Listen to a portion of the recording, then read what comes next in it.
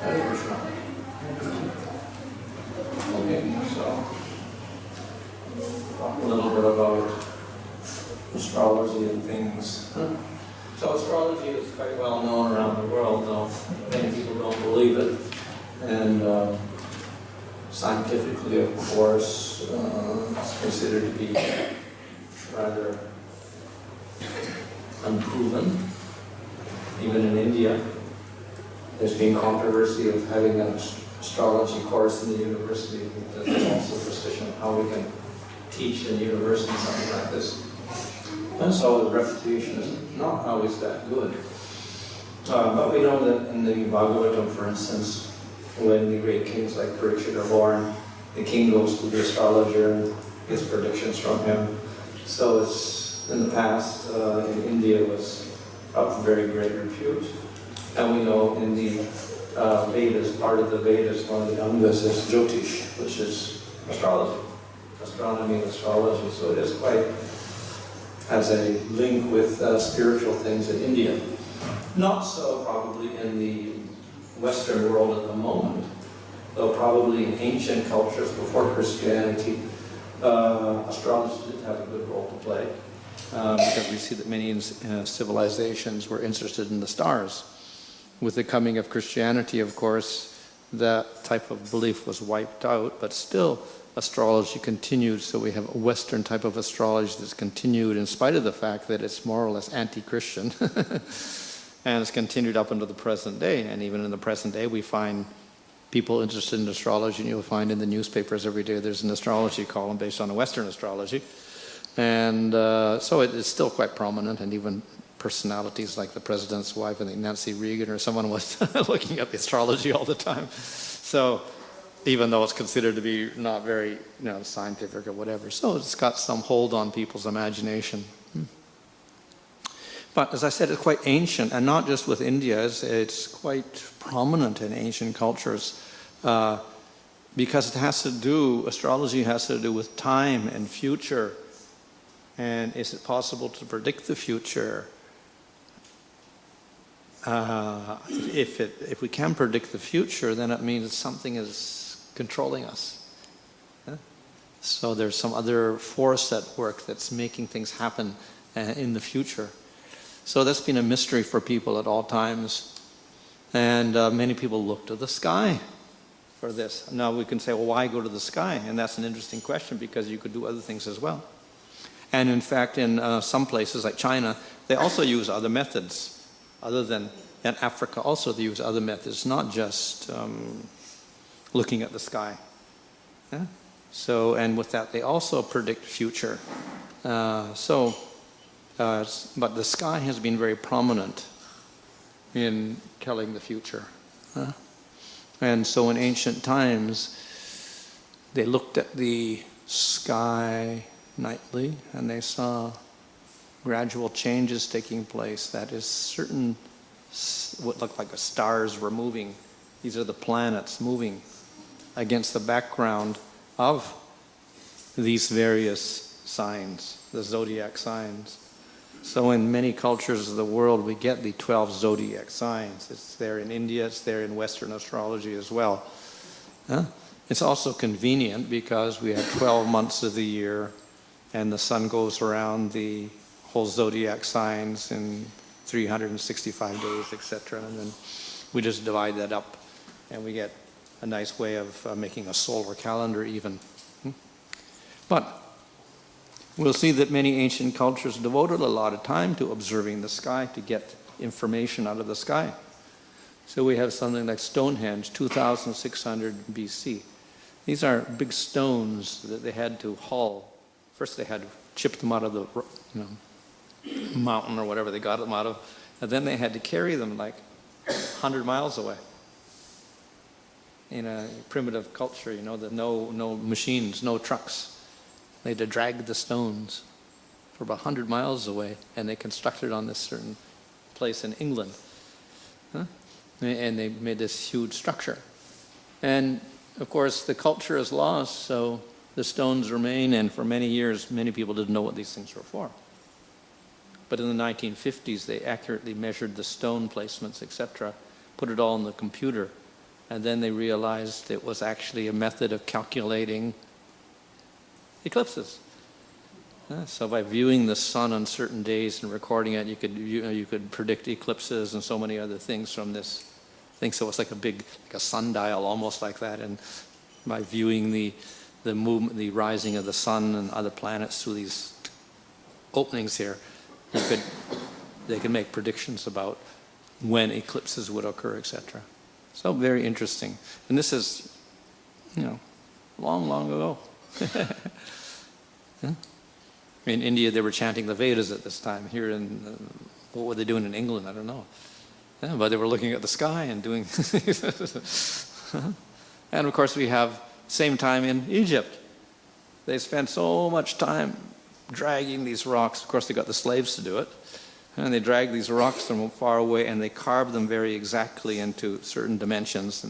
And it took a lot of effort to do that. They didn't know how long it took, but maybe it took a lifetime to make one of these pyramids. And it's aligned very exactly according to the directions. The dimensions are said to be like corresponding to, you multiply and you can get the diameter of the earth, etc. So there's all sorts of geometric significances in the measurements of the pyramids. They say, of course, that pyramids are for tombs with a mummy inside. But when they opened the biggest pyramid up, when they finally managed to find the opening and they looked inside, there was nothing in it. There was no mummy there, no sarcophagus, no mummy at all. So it wasn't a tomb at all, it was for something else. And again, it's aligned very exactly, and certain tunnels go up and they view certain stars on certain days of the year. We don't quite know what it is, but it was also astrologically aligned very nice. So they were looking at the stars. And in Assyria, or that area, which is now, I guess, Iraq, they also built these huge structures, and they were looking at the sky again. They're very interested in astronomy and astrology. So the ancient Persians, or whatever they were, the people of that culture, they were also interested in the sky and the stars, and they developed a whole astrology, theory of astrology also. And then we go to the Americas. This is much later, completely different culture, and they also built huge structures like this with great endeavor and labor. And again, another culture in the Central America, completely different culture, again, building these structures. And then this is actually an observatory that you can actually view the stars with. So the Mayan culture, of course, has their famous calendar that ended in 2011, was it? December 26th, something like that, some date it was supposed to end on, and the world is supposed to end or something. So anyway, they were there. And then in South America, again, we get structures like this, much earlier, very primitive, different culture completely. It's not the same culture at all. And they were also looking at the sky, and even each month the sun would move through one of these notches, and they could calculate the months of the year this way. And of course, later on, we have the Inca culture with Machu Picchu and other things, also looking at the stars again. And then we have Asia. We have Angkor Wat, famous temple, the biggest Hindu temple in the world, maybe, Vishnu temple originally. It was also aligned according to rising of Venus again. And in China, they were looking at the sky also. This is an observatory in China. And of course, we have India. They look real strange what these things are, but they're actually used for viewing the stars and the planets accurately, to get accurate measurements of the movements of the planets against the stars. So that's why they have to make these structures like this, like that. So of course in India we have many structures, in fact it's incorporated in the temple itself. Here we have the Konark Sun Temple. If you go to Puri, then there's a very famous temple nearby. Very monumental structure, but it's dedicated to the sun. And it's very symbolic because it has all these chariot wheels like this. And they represent the months of the year, etc. In other words, zodiac. The whole zodiac is represented by the chariot of the sun. And of course, this whole wheel itself is symbolic of karma. Wheel of karma. Which is common in Buddhism and in Indian literature, etc. So the wheel of karma there's a circular shape here to indicate that the karma has no beginning and no end. Just like the circle has no beginning and end. So your karma goes on forever. But it is the karma that determines predictions in astrology. But again, we have the circle of the sun going around the zodiac continually, not stopping. The planets going around, other planets going around the zodiac also, not stopping circularly. And when we see the planets in certain signs, we start making predictions according to astrology. So this wheel of karma is there. So karma is related to astrology, and karma actually is based upon desires and action. The word karma means action, literally. And usually if we don't know, we give that the karma to that name to the idea that your actions now create future circumstances in another life. That's what we would call karma. In Sanskrit, they don't use that word karma so much for that. They call it daiva instead, or adrishta also, the unseen force. Or in this way, they daiva, which means something that the devas control, and we don't know about it. So this idea of the controlling forces is there, and it's based upon a very simple idea. Not that the devas are actually making us do things, but actually we are creating our future by our activities. So we have desires or enjoyment or a desire to avoid suffering. So this creates, for this we do actions. Actions to attain something that we want, and actions to avoid things we don't want. These are two types of action. So, obviously, we do actions and we get immediate results for it. You work, you get some money, whatever like that. You walk, you go some distance. These are the immediate results. But there's another long-term result that you don't see. That's the karma. However, we don't know about that. But meanwhile, as soon as we do the action, we create a new circumstance for ourselves. And that creates an impression, and that's good or that's bad. And then we do another action. So our whole lifetime is another circle, more or less. The mind creates desires and whatever, hatred or whatever. We do the actions. We get impressions in our mind. That goes back in our mind. We do more. We have more desires to do or not do. We have actions, create impressions. So we're doing actions all day long due to the desires that arise in the mind, due to the input we get from our senses. So this creates a cycle that's going around all day and all night for your whole life, in which you do actions. You develop desires and you do actions. So of course in Bhagavad Gita we have the 3 gates to hell: lust, anger, and greed. So if we act according to lust, anger, and greed, our actual future that we get is not very good. It's a very bad future because of that. So all this is happening under the ignorance, avidya or ajnana.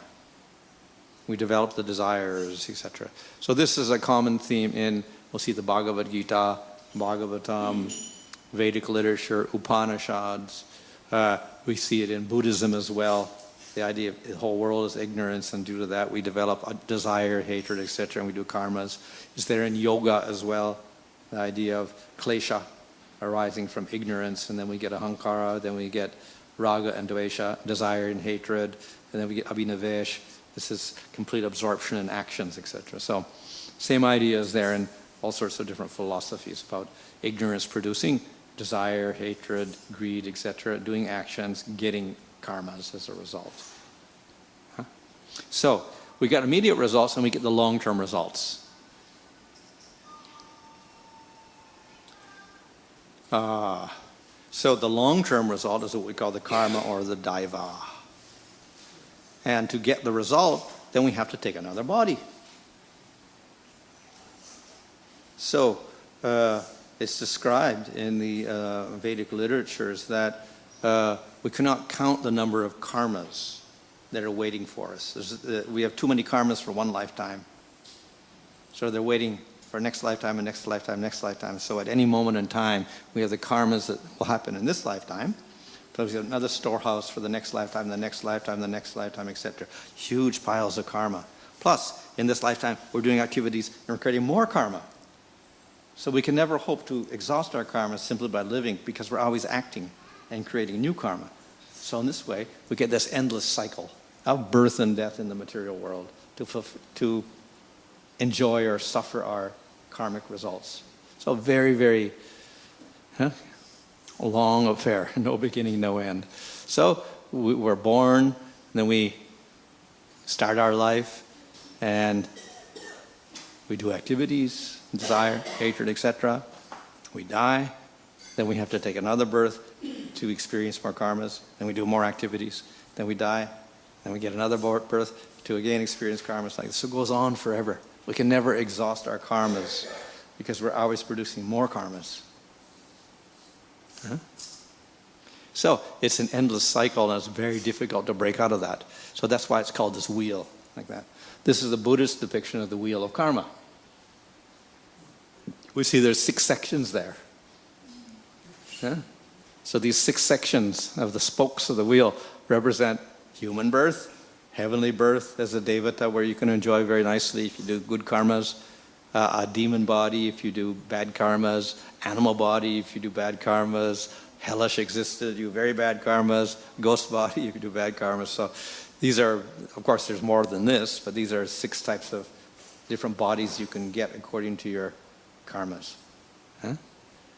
And all under the control of this time factor, this big demon called time at the top, and the force of time. So everybody's acting within that. And you see there's a little, this in the middle, there's a snake, and there's a chicken, and a pig, like that. What do they represent? Lust, anger, and greed. So lust, anger, and greed, these are these things which are motivating us to do our activities, and then we get our karmas.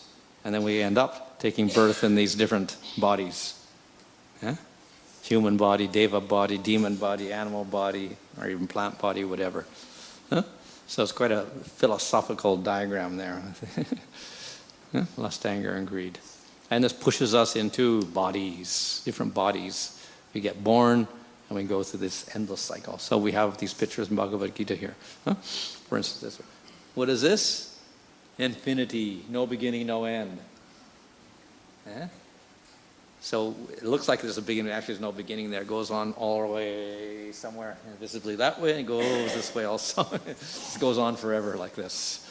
Birth and death, birth and death, birth and death. And you can be a human being, but you can be animal also, like this, or you can be plant or whatever.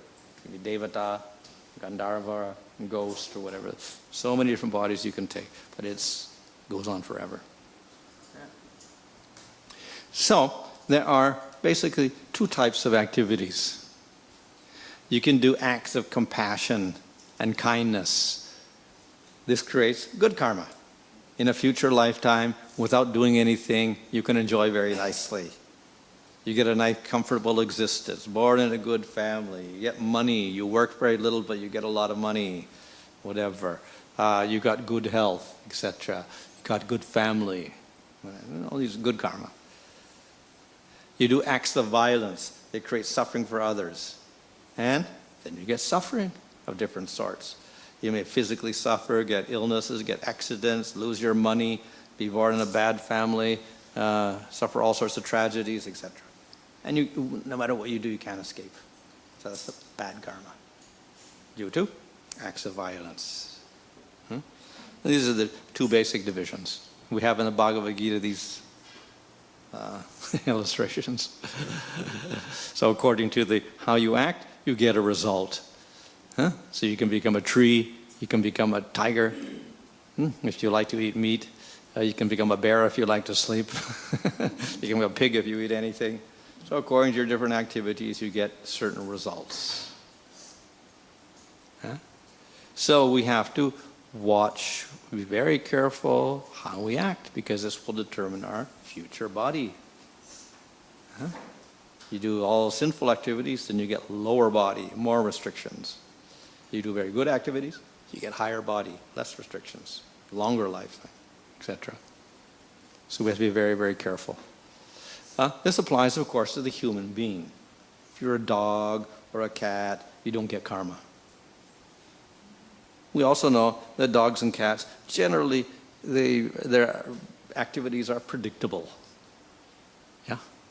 Unless they go like mad dog or something, then they're unpredictable. But otherwise, the dogs are predictable. They don't go overly violent. They don't go on killing sprees. They don't do all these sorts of things like human beings doing sometimes, you know. They don't go have world wars. They don't do, you know, very predictable behavior.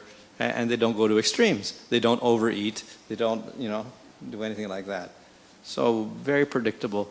When it comes to the human being, we have responsibility, and then we can also, because if we are irresponsible, we go to strange extremes sometimes, extremes of violence, extremes of sense gratification, and we have to suffer for that. So it's a human being that accrues the karma. He has to judge how to conduct his life, how to do his activities properly.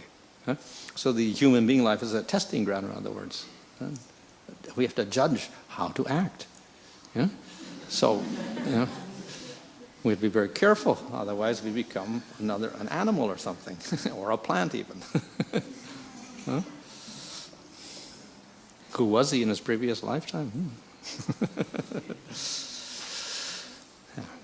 So this is a very interesting, this is actually from Manu Samhita, Mamsa Bhakshayata Amutra Yasya Mamsam Iha Abhyaham, which means I eat now the meat. Etat mamsansya mamsatvam prabhavanti manishinaha. So this is a derivation of the word mamsa, which means meat or flesh. So I eat the flesh now, I eat an animal now, I kill an animal, eat the flesh, and then in the next lifetime, the animal gets the opportunity to eat me. So mam means me, and sa means he. I eat the animal in this lifetime, he gets the opportunity to eat me in the next lifetime. That's what mamsa means, according to this definition from the Manu Samhita. So this illustrates the law of karma. We do violent acts, we will have to suffer some violence in the future of equal strength. So it's a very just law. I think we have in Zoroastrianism, an eye for an eye, a tooth for a tooth, some famous saying like that. So what violence you commit, you get the punishment accordingly. You injure somebody's eye, you get an injury in your eye. You chop off someone's hand, you get your hand chopped off. Kill somebody, you get killed. So if the government doesn't carry out the punishment, according to the law of criminals and whatever, and the justice system, whatever, then still, the law of karma will act and give you the same result. So if you commit a crime and you escape in this lifetime, you cannot escape the justice of karma. You will get the result in a future lifetime anyway.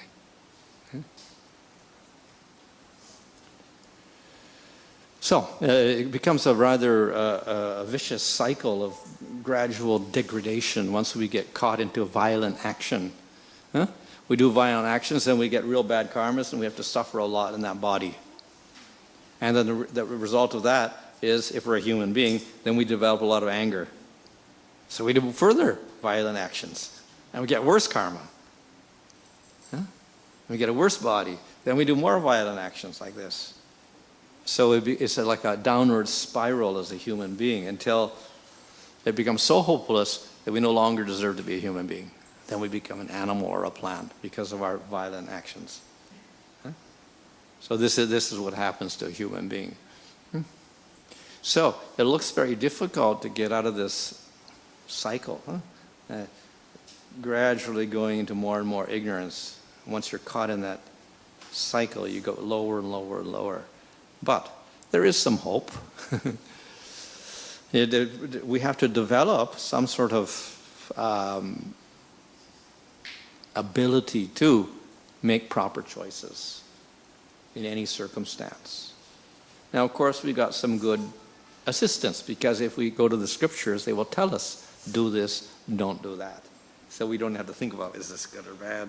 We just go to the scripture, it says, do this, don't do that, and then we can make a proper decision very easily. But in some cultures, they don't have that, so they have to really think about, is this good or is this bad? Should I do this or not do this, etc. In any case, if one begins to think a little bit, then he can train himself to actually make proper decisions. He may use scripture, he may use Bible or some religion or whatever. He may not. But nevertheless, if he thinks very carefully, he can start making wise decisions. He can get new values, he can develop new types of actions, and he can develop good karma. That is the possibility in the human being. It's possible. It may be difficult, nevertheless possible. There's a story of twins. They're born at the same time, so they'll have the same astrological chart. So technically they'll have the same karma in one sense. Born in the same family, twins, same circumstances or whatever. And they had a similar pattern of life up to a certain point. So in that sense we could say the karma was acting. So they were actually born in a very poor family, in a very bad environment, in some city, in America, whatever. But the interesting thing was when they grew up, they were opposites. So one ended up in jail, criminal. The other was a very respectable person in the community, working very hard, doing community work, etc. So how is it possible they went in such strange directions when they had such similar karma to be born like that? So one reporter got a little curious. He says, how is it possible? These two brothers, they're twins, and they were exactly the same, and they grew up the same, and they went opposite directions. So interviewed. He went to the jail, and then he interviewed one brother. And the brother related everything about the bad things that happened in their life. They didn't have a father, school was no good, and environment was bad, a lot of crime was taking place around them. And he described how it was very difficult to live in that situation. So I said, what could I do in that circumstance? So I became a criminal also. And he went to jail. So then the reporter, he went to the other brother who was not in jail, was doing quite well, and went to university, etc. Got a degree, got a job. So then he related the same story. Okay, we're born in this bad family, in a bad environment, no father, no good school, nothing, everything bad, bad, bad. And then he said, at a certain point, then I began to think that it's so bad. It's like, I can't, this is intolerable. So then they thought, I think I have to change something. So he says, okay, I'll change something. And he said, I'll work very hard, and I'll go to school, and I'll graduate from university, and I'll get a degree. So that's exactly what he did. And then he was completely different. So we're not completely under the control of karma and everything we do in life, but there are certain elements which are common if we've got the same chart or whatever. But at a certain point we make decisions, and they will affect us also in this lifetime, so we don't end up with the same ultimate result. So yes, it's very difficult to get out of these circumstances of ignorance, etc. But there's possibility we make a choice at a certain point, we can change things. So karma doesn't mean that everything is decided for us, and we can't just say, oh, it's karma that I'm like this. It's also our choice, and due to our choice, then we can actually change things. And though we have bad karmas, we can also create good karma, and we can also create a good future, even in this lifetime, we'll just speak of next lifetime. So it's not completely hopeless. We got opportunities for change. Yeah?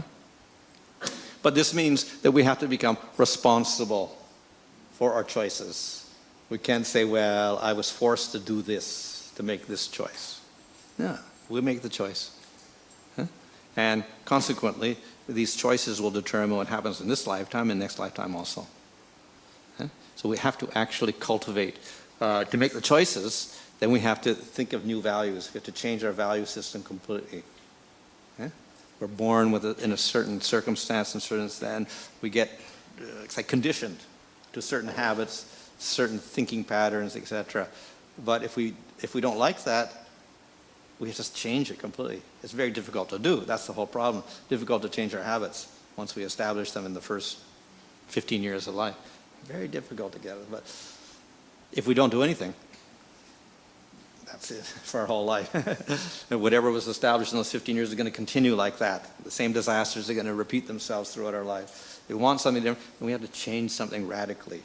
That is, we have to change these thought patterns, change the habits, change the values, etc. If we do that, we make a decision to do that, we start doing that, and then we have hope of solving this problem we're in. Huh? So in this whole process, we actually have to begin to question, who am I? What is my goal in life? What are my real aspirations? What are the principles by which I live, etc.? Very, very essential questions we have to ask. And this will give us a new direction in life, new things to do. Yeah? Right. So ultimately, though we have to each make our own personal introspection and do our introspection and develop our own, discover our own, way of doing things, ultimately it comes down to new values based on tolerance, compassion, forgiveness, and things like that. And based on that, we do the actions, then we automatically get some good results in this lifetime and next lifetime. So that's a simple formula. But to do that, actually, we really have to internalize everything and then think very carefully about what is most important to us. Huh? There's another way of simplifying the whole thing in action. If we have to do an action, we can ask 5 questions. And the 5 questions should all get a positive answer. If one of the answers is negative, we don't do it. It's a simple thing. So the first thing, is it good for the health, physically? If it's not good for the health, don't do it. It's very simple. Huh? And it's a simple question, and we expect to have a very simple answer, but we see that life is such in this world that in spite of the information we get, we still do stupid things. So we'll see in the cigarette factory, it says, it's injurious to your health. Huh? And still they buy the cigarettes, and they injure themselves in spite of the fact that they're paying money to do it. They still do it. Or the same with the liquor, also bad for you, and they still take it. But it's bad for you, just don't forget about it. That's all. This is very basic level, health level. Bad for your lungs, bad for your liver, bad for your blood, or whatever like that. A little higher, good for the mind or bad for the mind. Is it going to create tension in my life, or it's going to be good for my life, whatever. So something that creates comfort and peace for us, we should do that rather than do the opposite. It's going to create a lot of tension for us. On the ethical level, is it truthful or not truthful? Is it full of lying and deceit, or is it actually straightforward? Aesthetic level, will the action create beauty in the world, or will it destroy the world and create ugliness? And the most important one is, will it create unconditional love? Or will it do the opposite, create hatred? So everything should have 5 yeses. And you can do the action. If there's one of the questions says no, then don't do it. Simple solution to the problem. So anyway, we have to, if we're going to actually do this and even ask these 5 questions, we really have to start developing a different value system. We have to give up our old values based on habits and desire, hatred, greed, whatever, selfishness, and create a whole new value system based upon consciousness, integrity, ethics, intuition, etc. In other words, we have the lower self, and all those habits. We have to get rid of those things. Then we have our higher self. We have to develop that aspect. So, we get some help through scriptures, etc. They will help us develop this higher aspect of ourself. One is, of course, also astrology. That's one thing that will help us develop our higher nature rather than our lower nature. So if you go to the astrologer and he talks about all your bad karma, then he'll give you things to do, which are basically to get you out of these lower modes and get you into a more compassionate mode. So you have to give some donations or do this or do that, donate a black cow or feed the poor people or whatever like this. So you've got to get rid of your lower nature and start doing acts of compassion, etc. So astrology is one thing. Another, of course, is worship. We can do different types of worship. Of course, in astrology, they can even worship the different planetary deities or the different avatars, etc., for the planets. We have our own experience. Throughout our life, we have different experiences, different events happen, and we get some sort of liking or disliking that was a good experience or bad experience, etc. So these will also help us in making right choices. And another very important thing is spiritual association, sadhu sangha. If we get association of devotees, then we can very easily get some higher knowledge and we can understand things as they are. So these are things that will help us develop the higher self. But it depends on the self. We have to make our choices.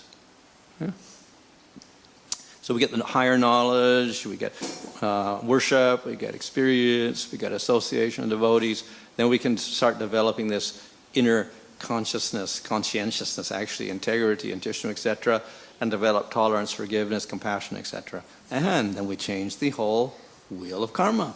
Instead of having this downward motion of lust, anger, greed leading us into lower bodies, we get a higher thing based on doing pious acts. Then we get good karma, then we get wisdom, we get higher development of the higher self and compassion, etc. And we go higher and higher and higher. So in other words, we can elevate ourselves as well as degrade ourselves. So in Bhagavad Gita chapter 3, Krishna says the mind is your enemy and your friend. It's the enemy because you can degrade yourself by the mind. It's the friend because you can use the same mind and you can elevate yourself. So you control the lust, anger, and greed in your mind and instead do the opposite, then you actually elevate yourself in this world. So it's ultimately the responsibility of each individual. We can't tell somebody else to do it for us. We have to make these choices. Okay, so in terms of astrology, we have the human beings, and above we have the planets, which are giving us predictions, etc.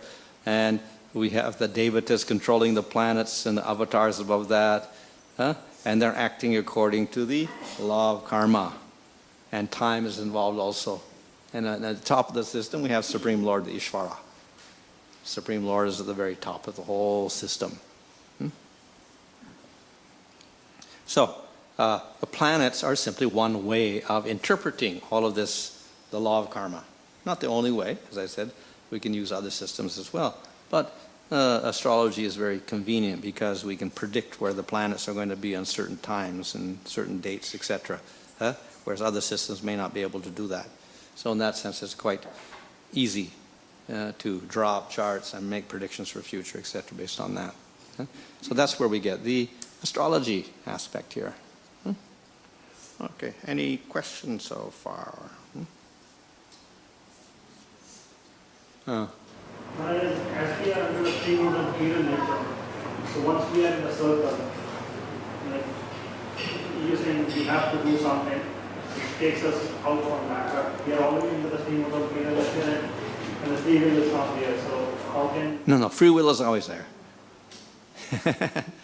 So, you're in any situation, maybe it's your karma, you're born in India maybe, or you're born in Australia, that's your karma. You can't do anything about that. So that's a karma. And there may be other karmas. You're born in a certain family also. And you learn a certain language when you're a child. You can't avoid that also. They teach you certain things and that's how you're brought up.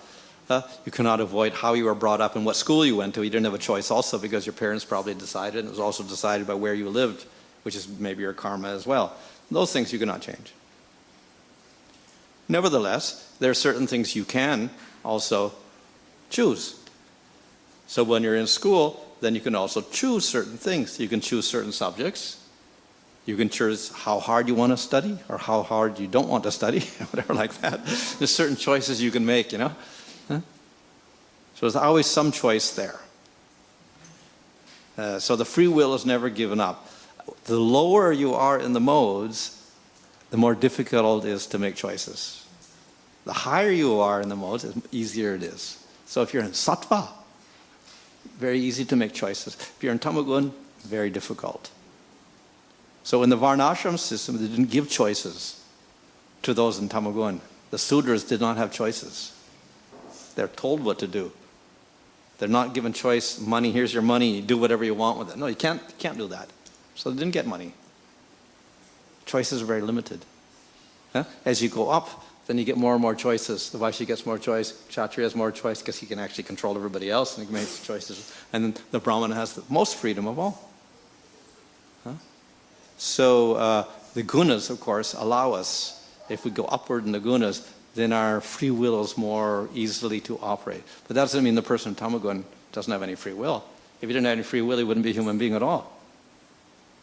As a human being, he gets karma, whether he's in Tamagun or in Sattvagun, actions. So we really have to be careful about our actions. And so the Sudra, of course, is help, because in the Varnashram system, he doesn't get so many choices. And therefore, it's easier for him, for his actions. He's forced not to commit certain sinful acts because he doesn't have the choice to do them. So, choice is always there, but it's more difficult in Tamagun. So, therefore, the wise thing for a person in Tamagun is to take advice from someone in Sattvagun, or beyond that even. If he takes that advice, then he can actually change his situation also. If he's trying to do it all on his own, very, very difficult to get out of that situation. So generally, people in Tamagun are very predictable. And their karma is very predictable, what's going to happen throughout their life. They can't change much. The higher you go, the more you have opportunities for changing. When you go to Sattva, very easy to change things completely and make decisions, etc. Because the mind is very clear. Sattva is much clearer for making decisions than in Tamagun. It's not the ultimate clarity, but it's relatively much better. So therefore, according to gunas, we get more opportunities for free will in Sattva than we do in Tamagun. Yeah? There's a story of one person, I forgot his name, Henkel or something. Anyway, he was in the, he's a Jew, and he was caught by the Nazis. He was actually a psychiatrist. And he was caught by the Nazis and he was put in a concentration camp with his family. And in the concentration camp, he suffered and he was put in jail and he saw people die, etc. And then he thought, well, there must be some reason why I'm here. I'm a psychiatrist, you know, I'm supposed to observe people. So he began observing people in the concentration camp. And then he noticed some people do not die. Most people in the prison camp die within a certain period of months. They'll just die, that's all. Some people do not die, even though the guards are actually not giving preference to anybody. These people don't die. What's the reason why? So we became very curious. How is it some people die and some people don't die? And only very few people don't die. The others just hopelessly die. So I thought about the whole thing for a while. And then his conclusion was that most people are so affected by their situation, they're so influenced by the situation that they die. If we can become detached from the situation, and we don't have that feeling anymore that, oh, I'm suffering so much, then they can survive. Yeah. So in other words, everybody's in the same situation, but if we can take a step back and not be so much influenced by the local situation and circumstances, then we can be very happy, actually. So he tried that out, just taking some distance and putting himself a little distance from the whole situation. And he became very peaceful, very, very peaceful. And then he understood that the situation does not control us ultimately. Certainly, if we are, influenced so much by this, yes, it will. But we don't have to be controlled by the situation we're in at all. We can be completely detached from it, and then we're completely free. But most people are so involved with the situation, they're caught up in it. Whenever that situation changes, then they also change, and if it's a bad situation, they also suffer, etc. So our response to our situation is rather predictable, etc. But if we can separate ourselves, then we can get a completely different response. So then he understood that actually this is a way in which If we distance ourselves, then we're not controlled by our situation at all. But we have to make a decision to do so. Huh? So he said, actually, our free will in the prison camp was not much. We couldn't choose what food to eat. We couldn't choose where to stay. We couldn't choose when to go out for recreation. Everything was controlled, as in regular prisons. So you don't have control of that. So the only thing you can choose is your response to the situation. That's all. But that, if you choose properly, then you can transcend the situation.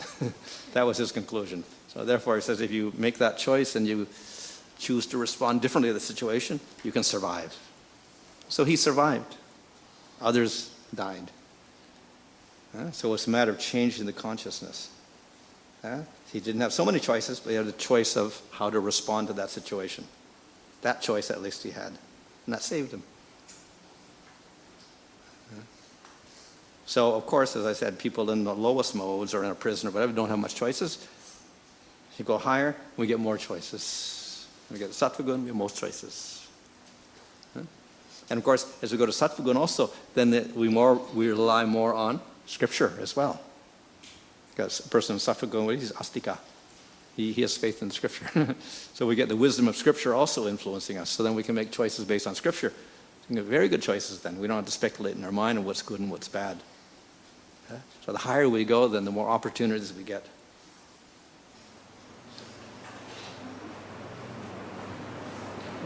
Srila Prabhupada tells us that if you take care of soul, you can become immortal. If you take care of the soul, we are already immortal because we are already the soul. Huh? How to become immortal? Well, we actually are immortal because the soul is immortal already. But the problem is that we take body after body, which is not immortal. Why do we take body after body? Because we have ignorance, desires, hatred, greed, actions, karma, and we're bound up. And we can't get out of the karma because we keep doing more karmas. So that's why we're not immortal, because we keep getting body after body after body. We live and we die, we live and we die. So we can get rid of that.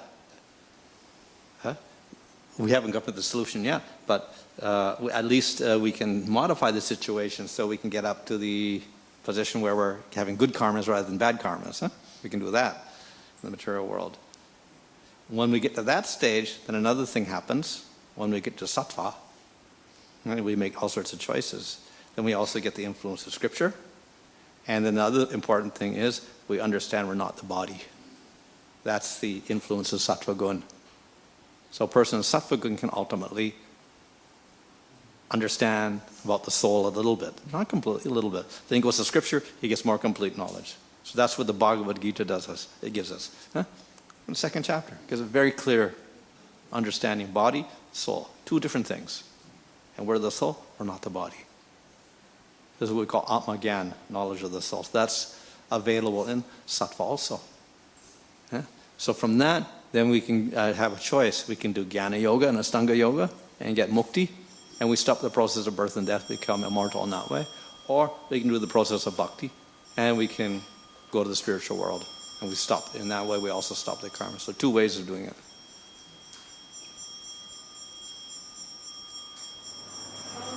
In one of the slides, you mentioned that the law of karma is about the devatas.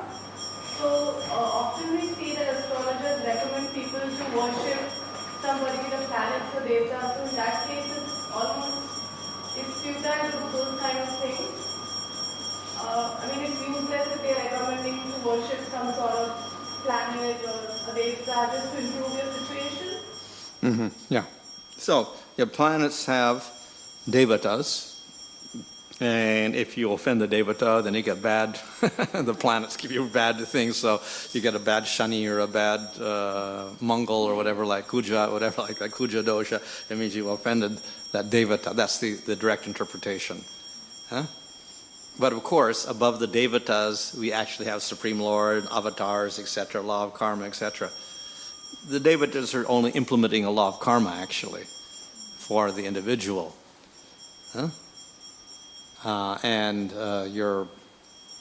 particular sinful act that creates this problem, we can say is reflected in that devata also, so he gives you certain results.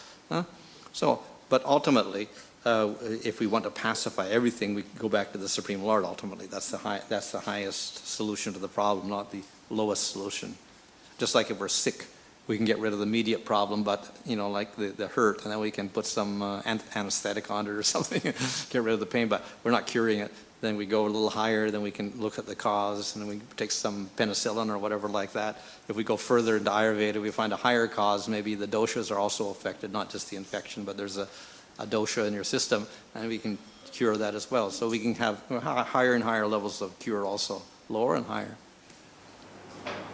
Maharaj, in the Bible culture, most of the spiritual masters, the prophets, seers, they taught move away from astrology and focus their own words, focus more on the brazen feet or the lotus feet of the spiritual master. In this way, due to the process of baptism or initiation, your sins are removed and stay close to the feet of the brass of the spiritual master. Apostle Paul literally said that, and so many of the prophets, although they very much acknowledged astrology, but their emphasis was on the spiritual master. Okay. Yeah. So that's similar, as I said, if we get association of devotees or whatever, then they give good guidance and you learn how to conduct yourself properly, then that helps you get out of the whole problem. So we need wise people there, whether it's in India or anywhere around the world. If you get the prophets or the wise people, then they can give you good advice on how to conduct your life properly and get rid of your attachments and your lower modes of nature, etc. And King Solomon looked at most of these beautiful subject matters of yours, some 2,800 BC, and he concluded that who can tell whether the spirit of a man goes up, or the spirit of an animal goes down, or the spirit of an animal goes up, the spirit of a man goes down. This Well, the law of karma is very difficult for us to predict. We don't know how it's going to operate because we have so much karmas behind us. And when we're getting one karma, it's going to push us down there, and one that goes up like this, and we got piles of them. So it's impossible for one person to understand its complete karma, whatever. Very, very difficult. Very complex system. I have two questions. My first question is, why do animals don't have karma? Because they cannot think enough to understand I should do this or not do this. The human being can do that. He has some sort of ethical nature and consciousness. The animals have some consciousness, but basically it is food culture and family culture at most. And it's all based on that. And my second question is, when you are talking about karma, so when human beings kill animals, we have karma. But what happens when we kill trees? I'll tell you an example. Karma also. But Lesser. why it's lesser? Why? Because when we are killing animals, it's like the feeling of an animal we can see, suffering we can see, it can shout like us, it can move like us. But tree, we don't have any of symptoms like that. We can't see suffering, it cannot move like us, and the blood color is not red. That's what the analogy of the author was. I read a book. So it's not that simple. He says there's no sin in killing trees, but to what extent that sin would be? I mean, I'm not getting, give me a clarity of it. Yeah. Well, less. In other words, we get various levels of karma by killing. Kill a plant, kill an animal, kill a human being. Yeah. So also in even in regular societies, you kill a human being, then you get a problem. You get throw you in jail. They'll electrocute you or whatever, the death sentence or whatever, for killing a human being. So that's worse. Killing animals, most cultures, okay, they permit it. The Vedic culture, it was also a sin to kill animals unnecessarily. Yeah? Not only other cultures as well. Yeah, if you have to eat, fine, do it. If you do it wastefully, no, then it is also a sin. So we see that reflected in other religions as well. Huh? And then, of course, this animal. Is it living or not? It's got a soul or not? Many cultures don't understand that at all. We say, yeah, it does have a soul. So therefore, it's also a sin, but less because the suffering is less because they're less developed than the animals. The brain is not there, etc. But they do have some sort of feeling as well, but it's not so, particular particularized. Consciousness is not the same level.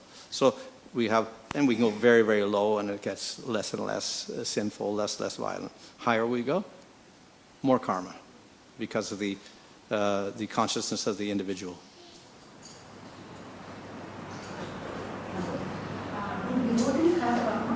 May or may not. Technically, we see the example of Ajamil. He was not even a devotee, and he was also very sinful, but he accidentally chanted the name of Narayana, and all his karma is gone, past, present, future. So the Yamadutas came, and they couldn't touch him. He didn't have any karma. He'd done so many sinful activities throughout his life, and they said, yeah, we know he's done them, so we should punish him. And Vishnu said, no, all karmas are gone. Doesn't have any, you can't punish them, there's nothing there. Yeah? So even accidentally chanting the name of the Lord once can remove all of your karmas. So if we chant with devotion, we get better effect even. Of course, removing karmas is not the goal of the devotee, but it happens automatically. Now, Ajamil had all of his karmas destroyed because he also did not have any aparads. If he has offense, then it becomes a slower process, not automatically everything is removed. Same with devotees. If there is offense, not all their karmas are removed. They may have some gradual progress. So we go have anarjana, vritti, nishta, ruchi, asakti, etc. And gradually the karmas get removed. If we didn't have any offenses, then very quickly. We don't have to go through these stages. Very quickly our karmas go. So that's one thing. Even if your karmas do go completely, a pattern remains. So it looks like there is karma. So for Ajamil, it also looked like there was karma. Even though all his karma were gone, he looked like he was a sinful person up to the point he died. And he kept doing the sinful activities also until he died. But he didn't have any karma. So there's a pattern that remains in spite of the fact that all the karmas are gone. So it's deceptive also. So devotee may look like he's going through karmas, but actually he may not have karma at all. Is offenses a reflection of karma? Huh? Offenses are a reflection of karma? No. Offenses directly have to do with devotion. We can say they're a devotional karma. A devotional sin creates an aparad. So it's a sin against a devotee or against the Supreme Lord or process of bhakti, then that becomes the aparad. Huh?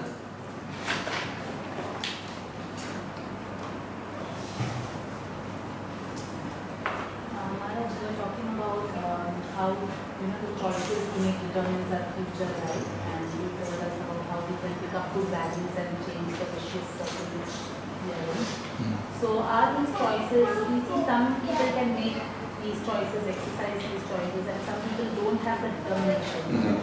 Even as devotees, we know what is the right things to do, but sometimes the determination is not there to exercise that choice. So is that only the gunas that control the choices we are able to? Well, there's obviously some influence. As I said, the lower we are in the gunas, the less likely we are to make good choices, and the determination is not there also to make good choices, etc.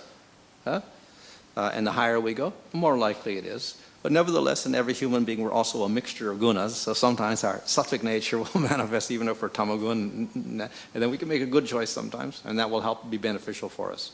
Or even if we're sattvic, sometimes tamagun overtakes us and we make bad decision, or we get influenced and do things wrongly. So it's not all cut and dried.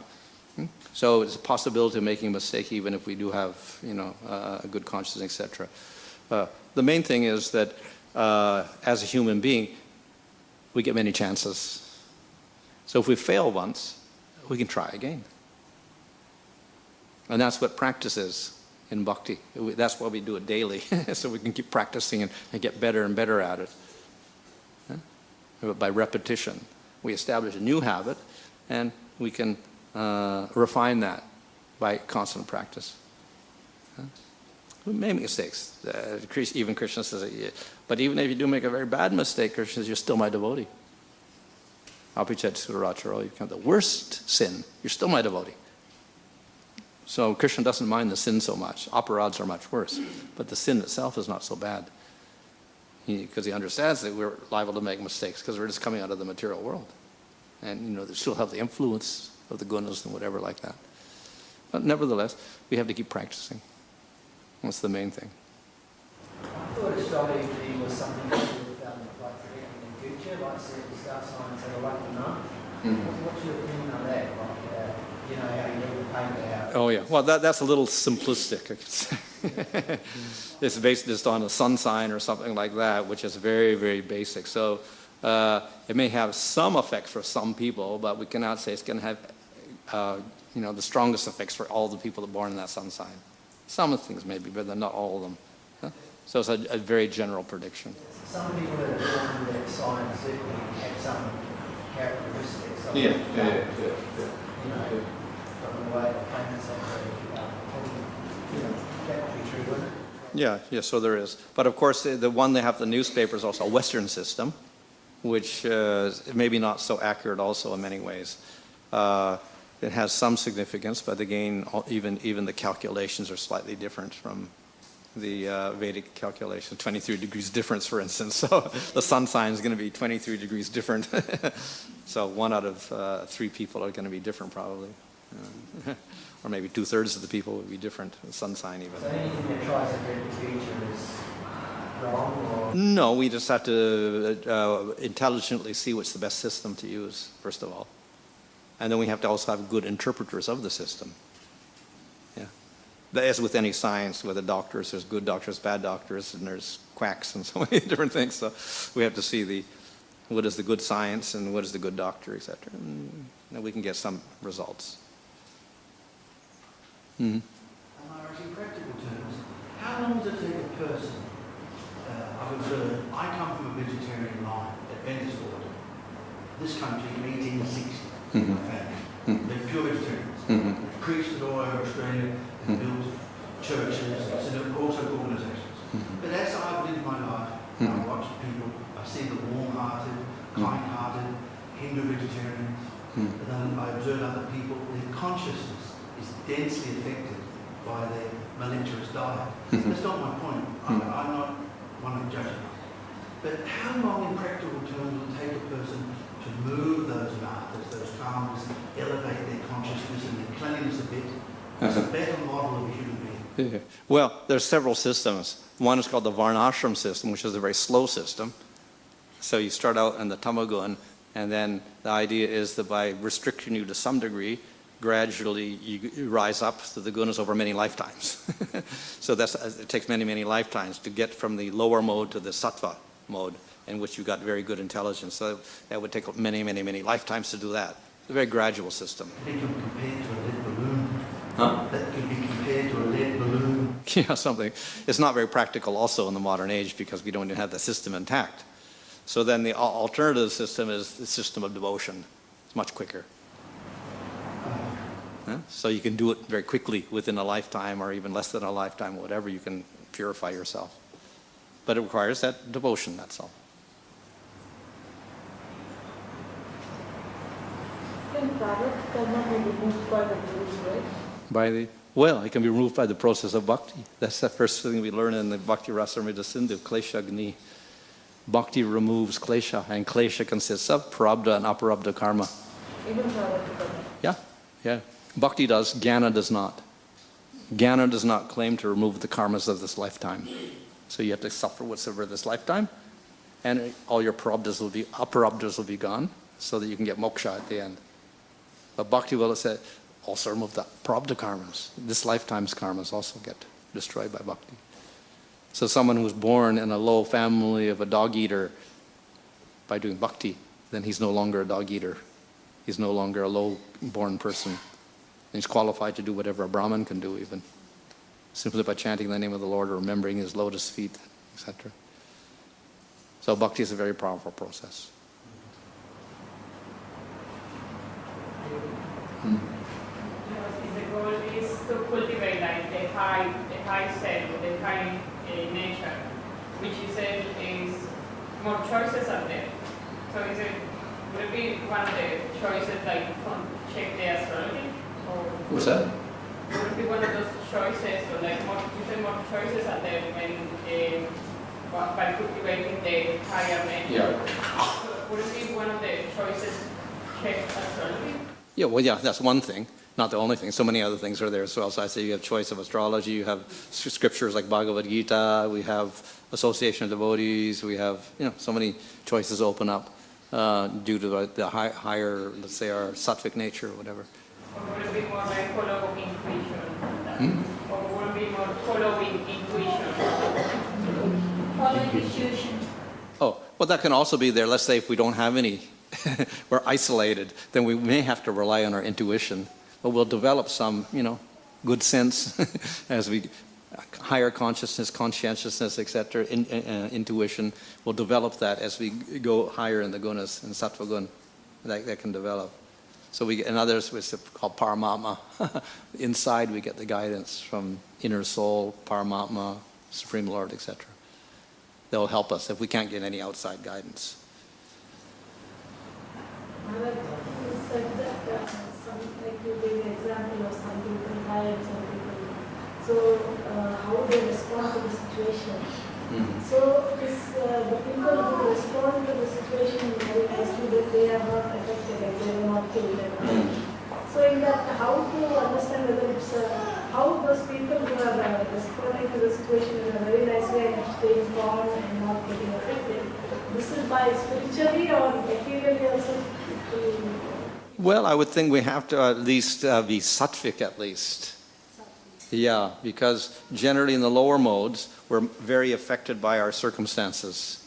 Yeah, we respond immediately to our circumstance. Somebody is violent to us, and we respond with violence, like this. So that's the lower modes. Higher we go, we become more detached, and we're not affected by the ego, etc. So we remain calm in all situations. I have a question. What factors decide your next birth? What decides? What factors decide your next birth? Mainly, it's the karma is the main thing. Of course, also we have in Bhagavad Gita, what you think of when you die will also be an influence. So if you say it's a karma, then once you get into animals, you don't gain or lose any karma during that time. Yeah. That means your karmas remain. But they have the previous karmas as a human being. They carry with them. So that remains constant. And therefore, if you are an animal, you remain an animal for all your life. All your life. No, future lifetimes. All future lifetimes. Yeah, you still have your other karmas from your other lifetimes, not as an animal, so they don't get destroyed. They're still with you, but they don't as you're an animal, you don't accrue karmas, that's all. Huh? And as a human being, if you become an animal, you may become an animal due to your karma for 3 lifetimes. Then you get back to a human being. So, see, the law of karma is not destroyed. It continues in spite of being an animal where you don't accrue karma, that's all.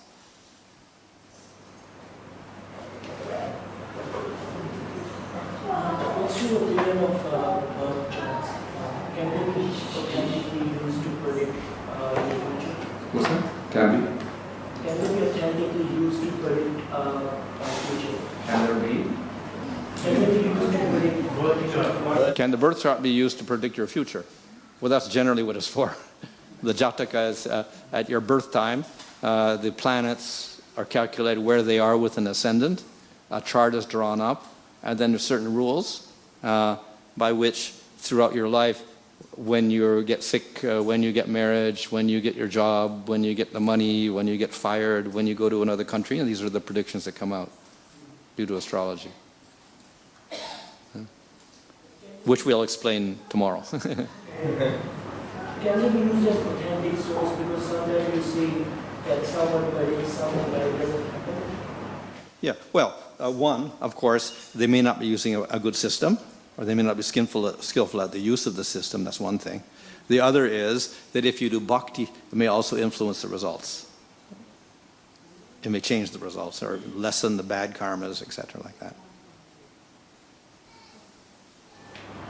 Remind me about the great bhakta of Krishna, right? So why did Krishna remove his prana? These famous characters in the Mahabharata who are devotees, they don't have karma at all. All of these are like Pandavas, why they suffer in the forest for 13 years. Bad karma, no karma. These are arrangements of the Lord for his pastimes, to teach certain things to us. Yeah, so they don't have karmas at all, actually. Sorry, just to follow that up, why do devotees not have karma? What? Why do devotees not have karma? Because the process of bhakti destroys karmas. As I said, even the Ajamil He chanted accidentally, karmas were gone. Is that the same, is that the same that Abhimanyu or Draupadi or any other Mahabharata character did not have a past life? Yeah, they're eternal associates of the Lord. They did not have a past life at all? Well, in the spiritual world. They're eternally with the Lord in pastimes. They're called Nitya Siddhas. Because I read in the Puranas that Nar Narayan were the ones who took birth as Krishna and Arjuna. Well, we say the opposite. It's Nar Narayan are expansions from Arjuna and Krishna. They're their expansions. First, and then they were second birth is what I read in the Puranas. Well, first, second, third, fourth, every day of Brahman happens anyway, so there's no first and second, in other words. But ultimately, the source is Krishna and Arjuna and their expansions. Yeah. Secondary expansions. Okay. Fine. Okay, let's end here today. Tomorrow we do the astrology part.